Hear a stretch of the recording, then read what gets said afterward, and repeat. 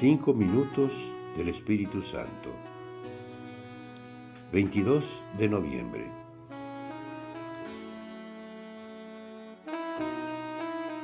El Espíritu Santo es el artista interior, el que puede hacernos bellos por dentro.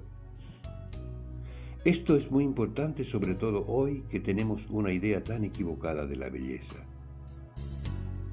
Sentimos que las personas valen por la apariencia física.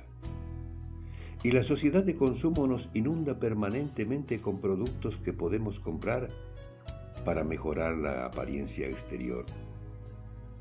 De esa manera, los que quieren vendernos ropa, cosméticos y tratamientos, llegan a convencernos que las personas solo valen por su atractivo corporal.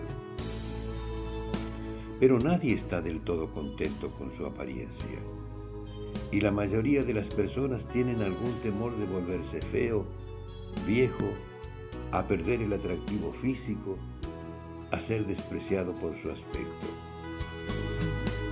Cuántos sufrimientos inútiles. Pero sabemos que todo eso es mentira, porque lo más atractivo y fascinante es la belleza interior de las personas, sus virtudes, sus actitudes, su dignidad, su entrega. El Espíritu Santo no nos hará más altos o más rubios, porque en realidad para Él todos somos bellos de una manera diferente, aunque eso no responda a los gustos de la sociedad. Lo que Él quiere hacer es darnos esa belleza interior que el mundo no nos puede dar y que nadie nos podrá vender. Dejemos que Él haga su obra en nosotros para que alcancemos esa suprema hermosura. Autor: Cardenal Víctor Manuel Fernández.